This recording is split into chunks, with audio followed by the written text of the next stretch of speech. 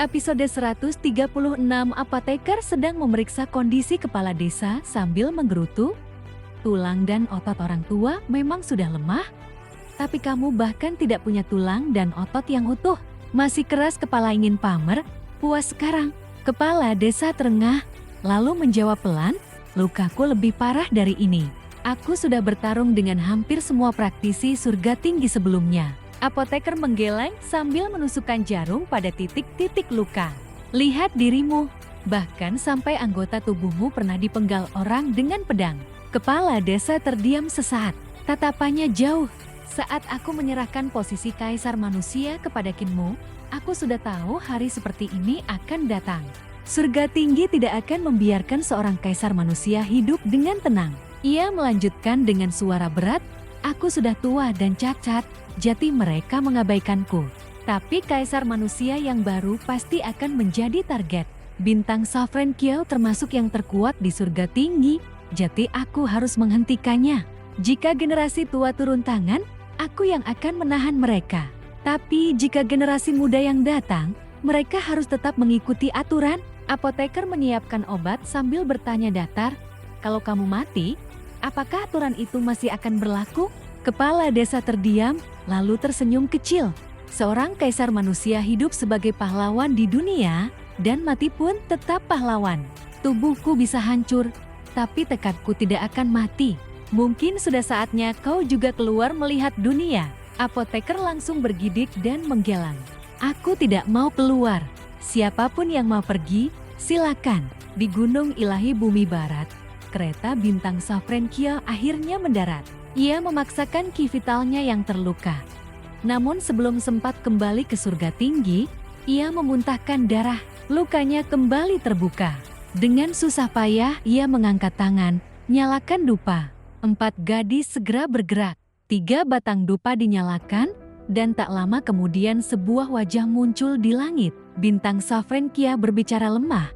Aku bertemu kaisar manusia lama. Ia sudah tua dan cacat, tapi masih hidup. Kekuatannya meningkat dan aku terluka olehnya.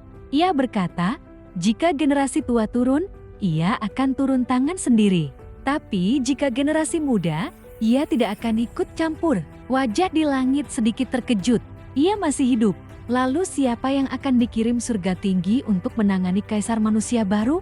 Chu Xinghua, jawabnya singkat. Wajah itu mengerut. Perlukah sampai mengirim Chu Xinghua? Bintang Sovereign Kiao menjawab tegas. Kaisar manusia lama sudah tua, tapi yang baru masih muda. Ini kesempatan untuk mengakhiri semuanya. Cahaya turun dari langit, membentuk jalur terang. Suara dari atas berkata, Chu Xinghua mungkin tidak akan mau turun gunung. Kau harus berbicara langsung dengannya. Bintang Sovereign Kiao kemudian memerintahkan keempat gadisnya, Yu, Qing, Yao, Jing, kalian tetap di sini. Gunakan harta karun ini untuk membantu Chu Xinghua membunuh kaisar manusia baru. Aku kembali ke surga tinggi. 2 suanis membawa kereta yang rusak itu naik kembali ke langit, meninggalkan gunung ilahi. Keempat gadis saling berpandangan. Yu Liu berkata, kita diperintahkan untuk membantu Chu Xinghua, tapi kita bahkan belum tahu siapa kaisar manusia baru. Jing Yan menjawab, berita dari istana Emas Walen. Kita ke sana dulu. Qing Ying dan Yaowa pergi lebih dulu. Aku dan Yu Liu menunggu Chu Xinghua di sini. 2 gadis lainnya pun berangkat menembus wilayah luas, melewati gurun, pegunungan salju, dan dataran jauh menuju istana Emas Walen. Di laut timur, Kinmu, Siung Xiang, dan Ling Yuxiu melaju di atas ombak malam yang bercahaya. Ribuan ikan lentera muncul dari air, menerangi laut seperti langit berbintang. Beberapa ikan bahkan melompat, mengepak sirip seperti sayap. Siung Xiang dengan riang mencoba mengajari mereka berbicara, dan beberapa benar-benar meniru kata-kata manusia. Di sepanjang perjalanan, mereka melewati suku laut. Para gadis laut muncul dari air, menyanyikan lagu cinta yang merdu. Lagu itu tentang perasaan, cinta segitiga, dan kerinduan yang lembut. Ling Yuxiu dan Siung Xiang merasa canggung, lalu diam-diam melirik Kinmu. Namun Kinmu tampak tidak peduli.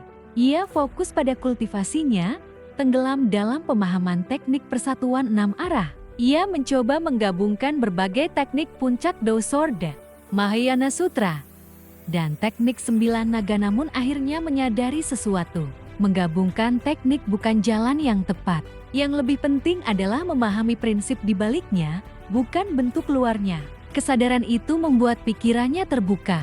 Ia berhenti memaksakan diri dan membiarkan pemahamannya mengalir secara alami. Mereka kemudian bertemu seekor kura-kura raksasa yang menawarkan tumpangan. Di punggung kura-kura itu terdapat pulau hidup yang dihuni banyak kura-kura kecil. Malam berubah menjadi pesta di atas laut. Lampu-lampu menyala. Tarian dan nyanyian berlangsung meriah. Kinmu, Siung Siang, dan akhirnya Ling Yuxiu ikut larut dalam kegembiraan. Saat pagi tiba, mereka telah tiba di daratan dekat River Prefecture City. Mereka melompat turun dan melangkah ke kota. Ling Yuxiu berbisik pelan, laut benar-benar mempesona. Siung Siang menjawab lirih, malamnya indah. Tapi begitu kembali ke darat, kita kembali ke dunia manusia.